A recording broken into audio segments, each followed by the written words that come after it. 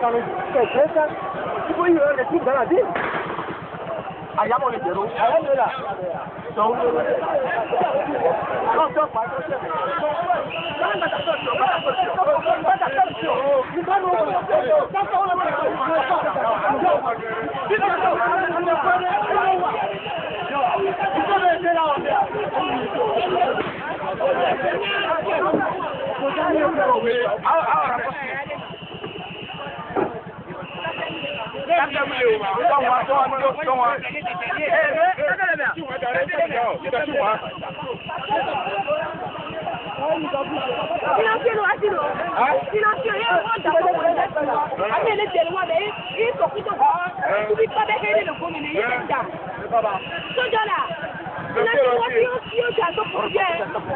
oh, va là.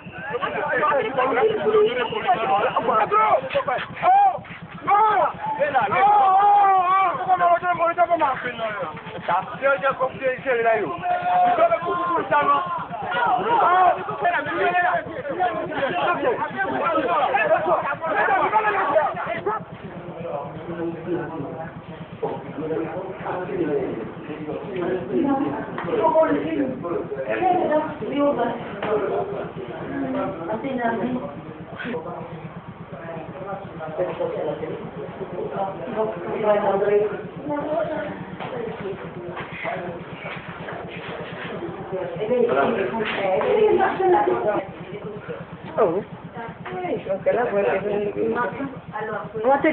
on de nouveau, voilà, tout le ah, fini, ah oui, il est pour moi.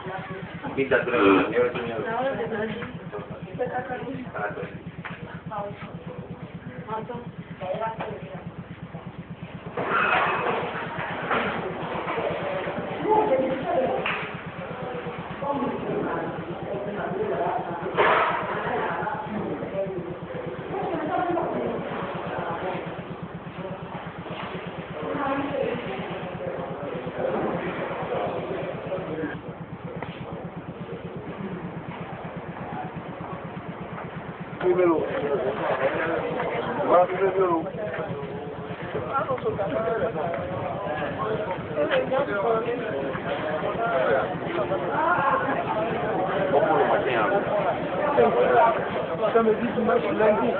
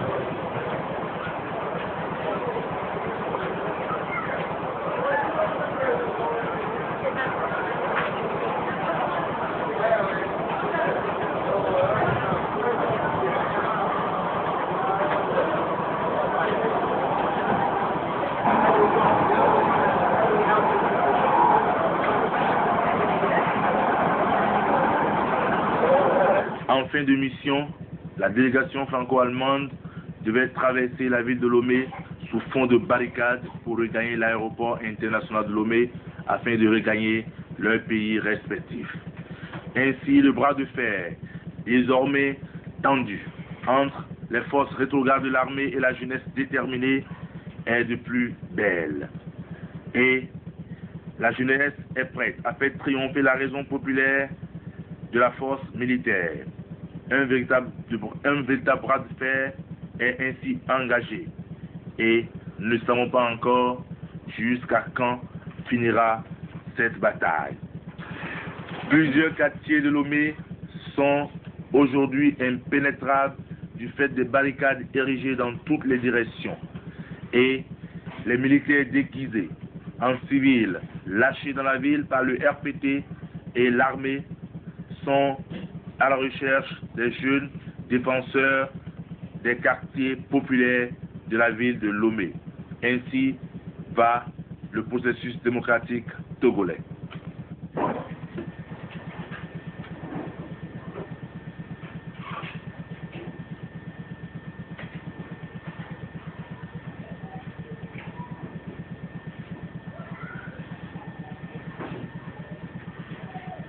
Au mépris des aspirations légitimes des Togolais et de la mémoire des martyrs de la mine de terre, de Bakwati, de Soudou, de Pongi, de Soudou et de nombreux autres, comme ceux qui sont tombés également hier, et tout ce qui tombe quotidiennement, tous les jours, sur les bases des forces armées togolaises et aujourd'hui de nos forces de police.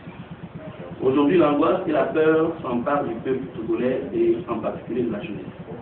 Face à la recrudescence des assassinats et des enlèvements perpétrés par le RPT, la Blanche Armée, doublée de la trahison de Kofigo.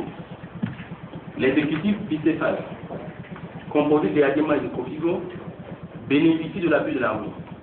Ainsi, le 21 janvier 1993, certains officiers supérieurs des forces armées togolaises n'ont pas hésité à violer une fois de plus la neutralité de l'armée au sujet des questions politiques. En effet, ces responsables militaires, dont certains sont impliqués dans les attentats de Soudou et la prise d'otage du haut conseiller, ont mis en question la souveraineté du peuple en s'attaquant à la légitimité du haut conseil de la République. Ce faisant, les forces armées togolaises cherchent à détourner la route de l'histoire vers le changement et l'instauration de l'état de droit. Ils tentent coûte que coûte de nous imposer leur chef et leur premier ministre, tous deux vomis par le peuple. La preuve va être Julia sûrement. Ces pratiques indignes d'une armée républicaine qui se respecte et qui préfère se mettre au service des hommes ne sont pas de nature à installer une paix dans ce pays.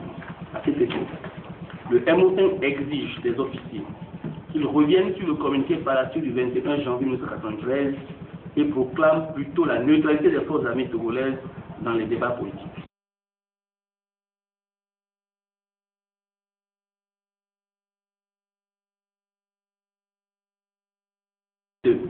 Le MO5 retire sa confiance au Premier ministre élu par la Conférence nationale souveraine pour avoir déçu les espoirs du peuple togolais et en particulier de la jeunesse togolaise. Par ailleurs, il le somme de ne rien entreprendre qui puisse chaîner les décisions du HCR en date du mardi 19 janvier 1993. 3. Le MO5 félicite et soutient fermement les actes posés par le Haut Conseil de la République le mardi 19 janvier 1993. Il demande à son président, Monseigneur Potro, d'être inspiré par Dieu et par la justice afin de nommer un Premier ministre digne de ce nom et capable de mener le pays en toute sécurité vers des élections transparentes, libres et démocratiques. Le soutient les actions du CSI et du Code 2, notamment l'initiative de la Grande Marche du mardi 19 janvier 1993. Il exhorte les responsables à ne pas commettre la moindre erreur. Ce sens-là, c'est très important, et à épouser l'intransigeance du peuple togolais qui a consenti un grand sacrifice, notamment au cours de cette grève générale d'unité, qui ne s'arrêtera pas tant que les exigences posées par le Code 2 ne seront pas satisfaites. Par ailleurs, il demande à tous les acteurs politiques de l'opposition démocratique de maintenir l'unité, la cohésion des forces démocratiques jusqu'à l'instauration durable de la démocratie dans ce pays. 5. Le MO5 félicite le peuple pour sa détermination et son courage et le rappelle que la victoire de la lutte qu'il a entamée contre le terrorisme et pour l'avènement de l'état de droit est proche. 6. Le MO5 encourage les jeunes togolais à continuer d'être le fer de lance du changement en initiant des actions décisives telles que celles réalisées lors de la marche du mardi 19 janvier. Les ce document avait été confectionné pour être présenté hier et nous n'avons pas envisagé, n'est pas ce carnage qui est survenu l'après-midi. Donc nous allons, après présenter nos condoléances, n'est pas ces familles à son niveau. Le MO5 invite toute la communauté internationale à user de son droit d'ingérence humanitaire en vue d'éviter à notre pays la répétition des cas tragiques du Libéria de la Somalie. Peuple togolais, jeunesse combattante, la lutte ne fait que commencer. Elle sera implacable contre les antidémocrates, les conspirateurs, les traîtres et les opportunistes de tout bord. Le MO5 vous demande de rester unis et d'être prêts à tous les sacrifices nécessaires permettant de bouter la dictature hors de la terre dont nous allons. La démocratie ou la mort, nous vaincrons. Vigilance, vigilance, vigilance. Foncez, foncez, foncez, ils ne vont pas tirer sur vous parce que il y a des étrangers parmi nous et ces étrangers sont venus justement pour trouver une solution à notre crise. Alors nous trouvons que d'abord c'est extrêmement honteux, c'est également pénible et ça nous amène à nous poser la question suivante. Hier c'était Soudou, Bondier, la lagune des Mers, Bakwati, surtout Boalani et Longue. Aujourd'hui, c'est les jeunes qui ont été froidement abattus. Nous disons qu'à l'heure d'aujourd'hui, nous comptons au moins 50 morts. Je dis bien au moins. Donc si nous allons loin, nous pouvons atteindre une centaine. Et notre armée a utilisé des corps à la mort lorsque ils ont appris que les ministres français et allemands devaient exécuter la mort. Nous disons alors qu'aujourd'hui, nous sommes obligés de voir quelle forme de lutte adopter. Est-ce que nous allons continuer de tendre nos jours et qu'on les fasse parce que là, tous les jours ont été atteints. Alors, est-ce que nous allons continuer de jouer au pacifisme? Est-ce que nous devons changer de forme de lutte et choisir? Alors, je pense que c'est des questions auxquelles nous allons nécessairement répondre. Vous n'y avez pas encore répondu à ces questions. Vous n'avez pas encore choisi la stratégie que vous allez adopter dans les jours qui viennent. Voilà, moi je pense qu'au niveau du MO5, le MO5 étant, n'est-ce pas, un mouvement garant de la jeunesse, ne peut plus accepter que la jeunesse soit sacrifiée gratuitement. Alors nous disons qu'il faudrait que les jeunes et la population se préparent pour ce que nous appelons une autodéfense. Parce que nous n'allons plus continuer à assister impuissants, à enterrer nos frères, nos amis, et même des femmes qui reviennent du marché ont été sacrifiées. Nous disons donc que nous exhortons la population à s'organiser pour une autodéfense. Vous lancez un appel à la communauté internationale pour qu'elle use de son droit d'ingérence. Vous espérez qu'il y aura une réponse? Oui, nous souhaitons qu'il y ait une réponse. Et nous souhaitons vivement que la communauté internationale comprenne que le mal togolais est un cas, c'est même une étude de cas. Vous savez, nous avons vécu pendant 25 ans une dictature intacte. Pendant 25 ans, nous avons appris à connaître celui qui nous gouvernait. Et il sait créer des moyens d'abord sur le plan de la communication, même des moyens sur le plan du marketing, rien que pour soigner son image de marque. Et aujourd'hui, heureusement que les ministres français et allemands ont vu ce que nous avons souffert, c'est que aujourd'hui, je disais que quand on dit que les militaires tuent, ils ont envoyé des gens à la lune, les gens ont l'impression que nous exagérons. Et donc, nous disons que la communauté internationale devrait comprendre que notre mal a atteint un point de non-retour.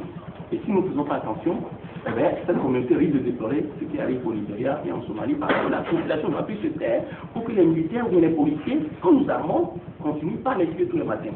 Donc nous insistons, nous souhaitons vivement que la communauté internationale n'attende pas que le pire arrive avant d'intervenir. Il y avait encore des manifestations ce matin. Est-ce que c'était à l'initiative du MO5? Est-ce que c'est pour entretenir c'est le début de l'autodéfense que vous appelez? Nous disons que si le MO5 devrait organiser une manifestation, elle ne serait pas une manifestation d'amateurs.